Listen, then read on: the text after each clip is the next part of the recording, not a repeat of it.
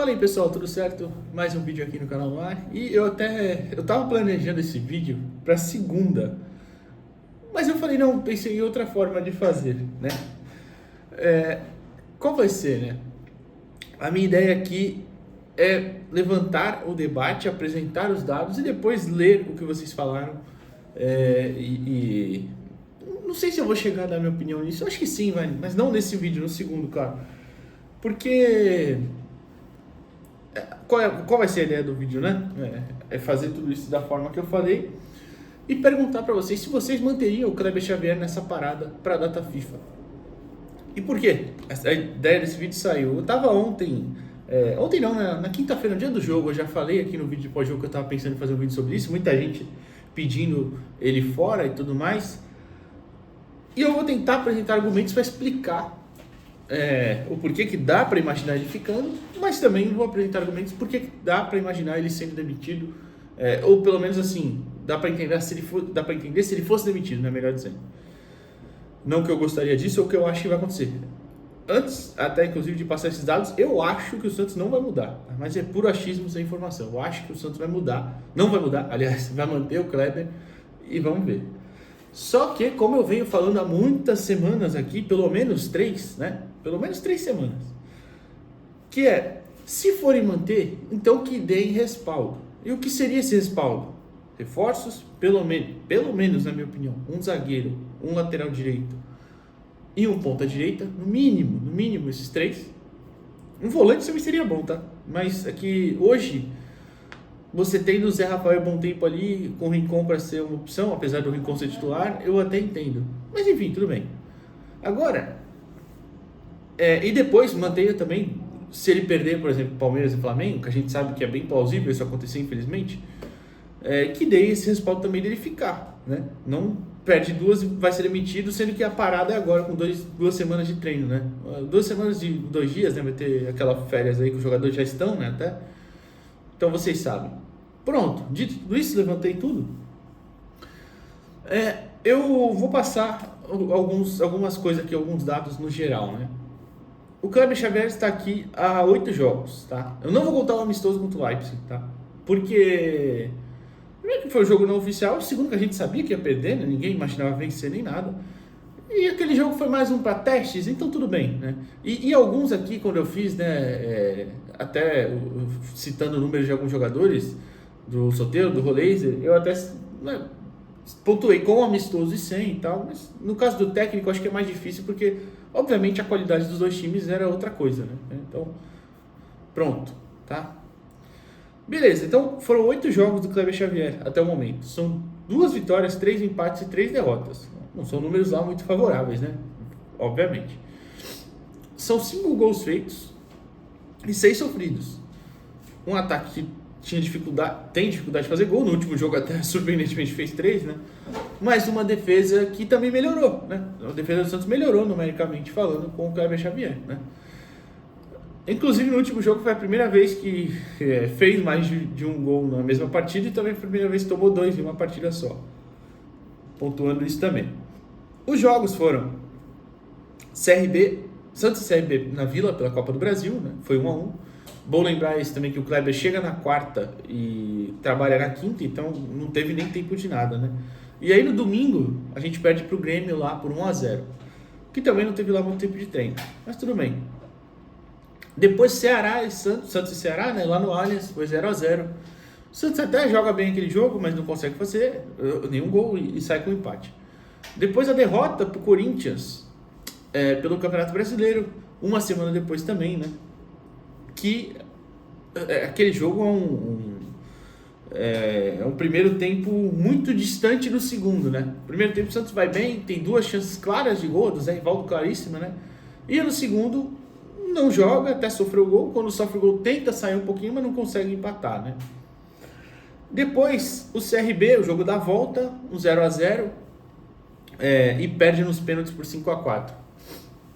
Conta como empate, claro, né? Depois a vitória sobre o Vitória lá em Salvador por 1-0, né? Gol do Guilherme. Depois a derrota para o Botafogo na Vila Belmiro por 1-0, que vocês sabem também, né?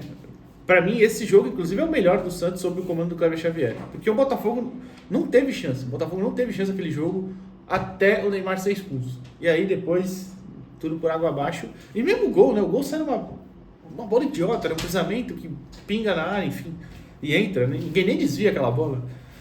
E o último jogo, a vitória sobre o Fortaleza, né? Na quinta-feira, claro, por 3-2. Então, apresentei os números, apresentei que eu acho que a defesa melhorou, apesar do ataque ter muita dificuldade para fazer gol, a gente sabe.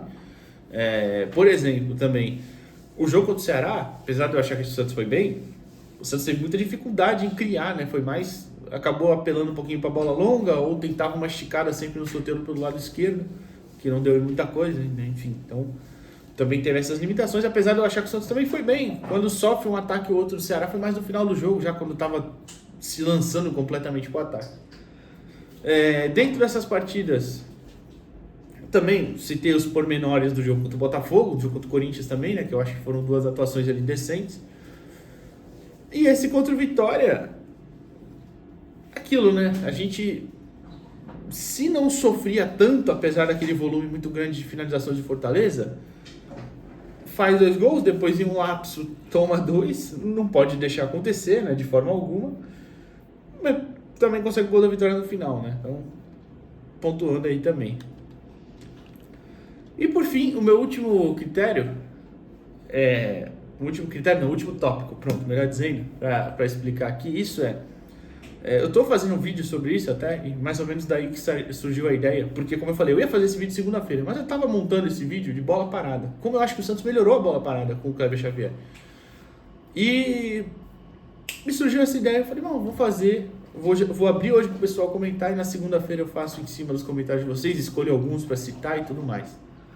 Mas eu realmente acho que o Santos melhorou muito a bola aérea com o Kleber Xavier. E aí a gente pode pontuar que, aliás, eu até fiquei pensando, a gente tomou um gol de bola aérea? Eu acho que não, né? Depois dessa chegada do Kleber, né? Se eu não estou enganado, não tomou. Ou talvez eu tenha esquecido de algum jogo, mas eu acho mesmo que não. Mas o meu ponto eu acho que melhorou, só que aí, claro, não necessariamente poderia ser pelo Kleber, porque a gente ouve falar muito bem do Matheus Bach, né, o filho do Tite, que treinava as bolas aéreas na seleção. Não sei se ele está fazendo isso no Santos hoje. Pode ser, eu acho que seja, inclusive. Então, é uma orientação do auxiliar que, obviamente, faz parte da comissão técnica, então não tem nada errado nisso, é só pontuando mesmo como acontece. Eu acho, e essa parte pode ser, a parte da bola aérea é um fato, tá? Que melhorou, numericamente falando. Estou fazendo vídeo, montando vídeo para mostrar também questão de posicionamento. Agora, essa parte é puro achismo, porque eu precisaria ter conhecimento que eu acho que eu não tenho, que é a parte física, para mim, já começa a dar sinais de evolução. E aí, a gente tem um preparador também, que é muito elogiado por isso, né? Que é o Fábio Mascheredian, né? Que é muito conhecido no Brasil por ser uma referência, né? E eu acho que melhorou um pouco também. Só que essa parte, como eu tô falando, é um achismo. Não sei até que ponto realmente melhorou ou não. Acho que principalmente contra o Botafogo e o Fortaleza, a gente não teve um time que morreu no segundo tempo, igual foi em outros momentos. Mas, enfim. E por fim, vocês percebem que eu não estou escolhendo o lado aqui. Eu estou dando argumentos de coisas que melhoraram, coisas que pioraram, e vou deixar ao final. A gente tem que lembrar de 2 coisas. A primeira ninguém quis vir, né? Ninguém quis vir pro Santos. Ninguém dos técnicos mais gabaritados, claro. Se você for na Série B puxar um técnico, ele veio pro Santos na hora, né? Mas andou aquele cara igual o próprio Tite, o Dorival, quem mais? O Sampaoli, quem foi outro? O Luiz Castro, não quis nem disputar de novo. O Diniz, até o Diniz, que preferiu pro Vasco. Então, a gente tem que sempre lembrar disso. Se por acaso fossem trocar agora, iriam atrás de quem? Com que garantias iriam fazer um nome grande, né, a ser atraído ao Santos? E, por fim, a gente também tem um diretor que hoje tem mais porta aberta no mercado, né? Acho que é um cara, que é o Alexandre Matos, claro, que eu não sei até que ponto, né? Eu vi uma matéria hoje do Lucas no 7, eu nem li, eu só vi o título, né, eu vi um recorte em alguma página aí de Twitter replicou, Ele falando que ele, conhecido por ser agressivo e tudo mais, ele sabia que no Santos ele não ia poder gastar tanto, que era mais contratações pontuais. A gente ainda não viu ele atuando em contratações, né? Vimos ele só atuando na venda do Soteldo, que eu considerei muito boa, né? Mas, será que ele teria esse poder de convencimento de trazer um cara grande? Então, isso também tem que entrar na conta na hora de pontuar. Ou ele não conseguiria, traria um amigão. Um amigão, o que seria? Um cara de algum conhecimento dele, aquele cara que eu já trabalhei com ele em vários lugares, eu gosto. Eu não gosto desse tipo de contratação, né? Mas infelizmente acontece muito no Brasil.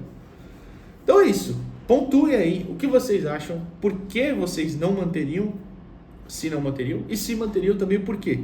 Coloque nos comentários, alguns eu vou ler e vou explicar o que eu acho ou não depois, e não ofenda os amiguinhos. Se o amiguinho pensa diferente de você, não tem problema, tá bom? Nos comentários aí terão opiniões a favor e contra.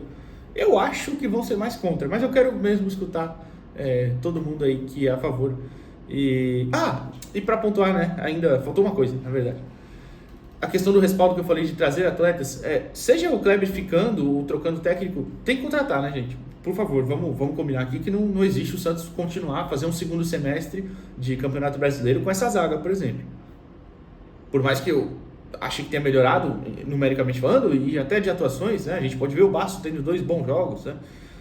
Mas precisa melhorar, né? A gente precisa contratar uma peça mais confiável, independente do Kleber ficar ou não. Então, acho que passa muito por isso também.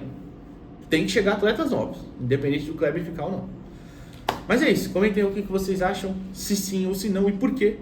E segunda-feira eu faço um vídeo novamente falando sobre toda a situação. Deixa o like aqui nesse vídeo, se inscreve no canal e até a próxima, pessoal. Valeu!